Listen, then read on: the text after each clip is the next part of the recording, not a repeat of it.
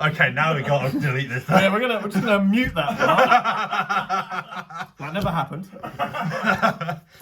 Shut up, you. I ruined a deck profile. I mean, it's only a Runick one, so who cares? Who actually is gonna watch this? Okay. Like, oh wait, the feature match person actually put a deck profile. Let's have a look how bad this was. Oh. Right. Hi guys, Freaky Fish Guy here with the first deck profile in months. I went to YCS Birmingham today with the giggle of just having fun, and I played Runick, Bystial, Azamina, Fiend Smith. Woo, thank you. And I did okay. I technically went X-1-3, where my only loss was the round 8 feature match, which we'll get onto later. I did draw 3 games because I am playing Runick and I cannot win, especially when my opponent doesn't let me win in time. How dare they? But we're gonna quickly fly. Yeah, all that. Yeah, I won't lie. Some players did not respect things in the extra deck, which we will showcase in a minute. So the first engine is Runick, because we are Runick Spieler.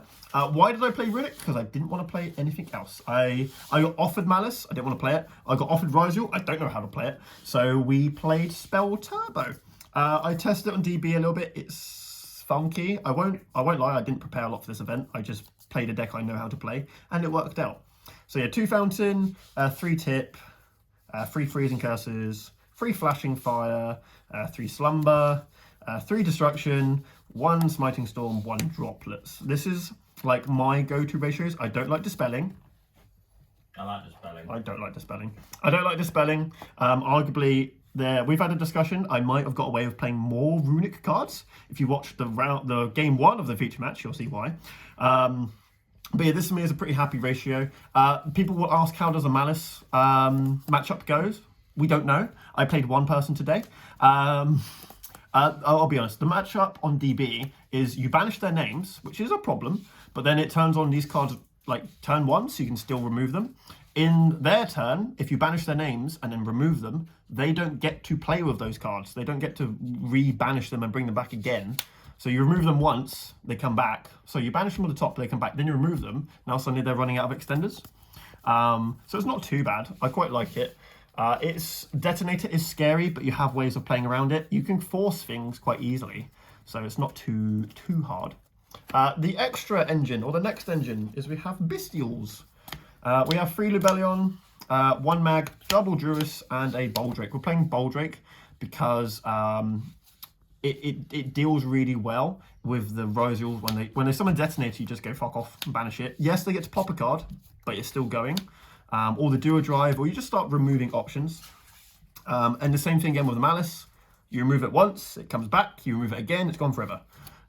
So this is why we were playing Boldrake. The 2 Druis was okay. A lot of times these do get sided out depending on the matchup. If I'm playing against Malice, a lot of times these just come out, to be honest. They just go, especially if I'm going second. The next engine. Oh, sorry, there was a regain. We forgot about this. This is the best part of the engine. The next engine. The most horrible rarity ever. We weren't playing with these. We found these at the vendors after the event finished. So these might see play tomorrow. Chef's kiss. They are gorgeous, aren't they? Look at them. Yeah. So this is the Azamina part of the engine. 3 Wanted, 2 Diabel, 2 Deception, 1 Hallowed. We had to make space somewhere. This is 40 cards, by the way. Don't ask me how. So we ended up cutting a Deception. At the last minute, I put in the Fiend Smith engine, and we had to make space, so we cut a Deception. Learned it round 2. Yeah, like there was a point where round 2 I was like, oh, this is a combo I've never actually done before. Let's hope I can actually do this right, and we did it right. Yeah, so this engine's really good because it gives you a body for the Fiend Smith engine, and it also makes obviously a negate. Makes 2 bodies technically. The important thing is this whole deck's about value. So the first thing you do is summon Hugin, you get your field spell. Then the next action is you send the same Hugin for the Deception, you get another card. So you're always plussing off of just doing the same thing over and over again. This is the other thing I should say about the deck. We do the same combo every turn. The whole deck goes back into the deck, it all comes back out. Like you're getting your Deception reset, your Azamina again for your negate, your Runick cards are just chundering along, your Fiend Smith stuff is just keeping on going. Like you put the whole Fiend Smith engine back, it all comes back out again. Same with like the regained Lubellion stuff, it just keeps always floating through. So I never won a game through like beating my opponent. That's a lie, actually. I won a few games by like attacking them. Most of the time I'm just putting up the same board until they'd go, yeah, okay, we'll go game 3 here. or game 2, whatever. At which point I normally just win through Runick stuff. The Fiend Smith engine. It's 1 engraver, 1 lacrima. We didn't need more, if I'm really honest. The idea is you make the other engines into Close Moon, summon lacrima, dump this, and that's your 4 engine in there. Someone, I think my cash opponent was like, how are you fitting in like Fiendsmith stuff? And I was like, just doing this. This was enough. There is an argument, again, we were talking, that you should play 3 lacrima because you have no normal summon in the deck. There is literally no normal summon in here. Half the time I'm normal summoning Magnamute over a Runick to just get search and then go into the Fiendsmith combo because that clears the extra monster zone. But if you play 3 of this, it kind of does the same thing. I'm not maxing Engraver because I'm playing no targets for it. There's no track, there's no Lurie. We didn't want to play the bricks. Arguably, I should have played Paradise. For those who watched the feature match, I had obviously this and Recommend Engrave. I had no Paradise, so there was no value there. I could have summoned this as a body, but it's Tempai, 1 body doesn't stop them. So that's the engines, and then 3 talents. This is there to take things like Detonator, because you can force it out quite early, and then they eclipse it. Like you freezing Curse's Detonator, they pop itself, bring it back with Eclipse, then you go yoinky splunky gimme, and then you make it into Fiendsmith combo. So that's why that's in here. Why did I keep this in against Tempai? I'll be honest with you, there's nothing else in the extra that went in. I did not side for Tempai. I don't know if that's a me problem. I was siding for other bets. But yeah, no, like this had to stay in against Tempai. So we drew 2 of them, and at that point I was like, okay, this game's over. Extra deck. Hugin, ×2, he's a good boy. Jerry, ×1, he's best boy. The Azamina cards, this obviously gets your engine going. This is your negate. You end on to stop Nib before you go Fiendsmith combo. The Fiendsmith engine, adjacent cards, you got Moon, Requiem, Sequence, Desiree, Necroquip, Caesar. It is a huge engine. It's like 6 slots from extra deck. I won't lie, actually, it was very good. If you get Drolled, which obviously kills all the other engines in this deck, you just go on this and sit on this with Runick cards and you still probably win. Chaos Angel, there's a few ways of making this. Obviously, like Lacrima plus Bystial, Jerry plus Bystial, Munin is not here, plus Diabellstar, Lubellion plus Hugin. There's loads of ways of getting to this, so it was pretty accessible. 1 SP, which is really funny, obviously we regained, and 2 Typhon, because at the end of the day, we are Runick, and sometimes we'll just summon a Hugin, make a Typhon, and keep going. That was the extra deck. And then finally, the side deck. This is the Munin. We put him inside. Some really bad players told me to put him inside, so I did. And it was good. And it was good, so yes, I can't complain. Thank Yeah, you very much. you're welcome. You dare.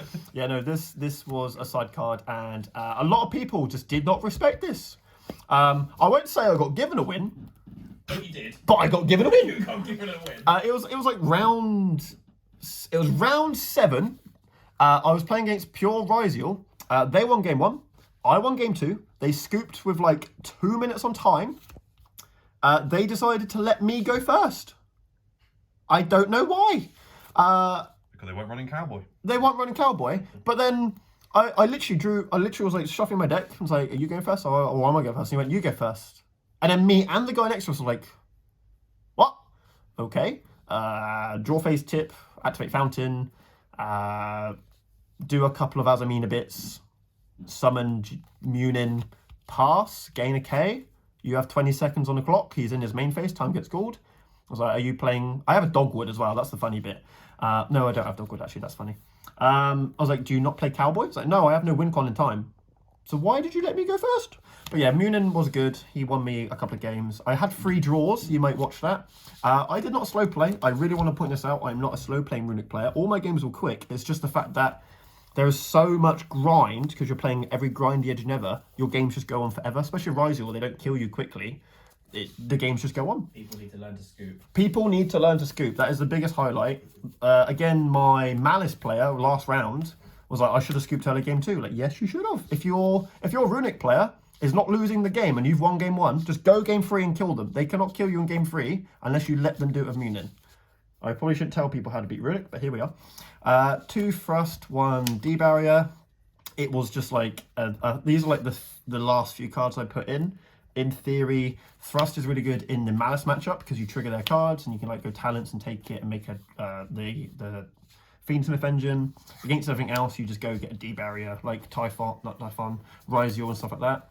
3 nib, again, just because in case Malice, they mess up a little bit, you can nib them, especially when you're doing all the other stuff. Mulches, 2 Fruiteros, because that's all I own, because I've not made money. Bought a case, by the way. Shut up, you. Did I buy a case of this one? Yes, you did. I did buy a case of this No, one. no cards. Yeah, okay. Actually, that's a lie. I did buy a case of this specifically for the Mermail, and then proceeded to buy all the Q-Star Mermails, which I didn't pull, instead of this. Not made of money. Not made of money. That deck's like 2k. Perulia is thing, and then the best card in the side deck, the Dogwood. This is the thing where not a lot of people respected it. Like we keep saying, if your opponent is on Runick, expect them to be on Dogwood. Play it. They have to win somehow. Yeah, I have to win game 3 somehow. I won 2 rounds today because of Dogwood. Ironically, one of my draws was because they burnt me in time after I Dogwooded them. Oh, that's disgusting. That is disgusting. I was like, oh, I have game here, I Dogwood. And then they just burnt me for 3k. And I was like, oh. Yeah, that was the Mimigal. That was the Mimigal guy, Yeah. round 4. I was like, oh, okay. So yeah, that was the deck. We piloted this perfectly. No one can argue that I made any mistakes ever. Bold statement. Shut up, you. But Going yes, second against Tenpai is good, I've heard. I am a go first Andy, and I was like, I can make a board that you can't break, and then I drew nothing but Runick cards and Talons, That's the deck. which is the deck. Shut up, you. Would have been better going second though, wouldn't it? Shut up, you. Yeah, this was the deck profile. Thank you, Joshua, for watching this, and we'll see you next time.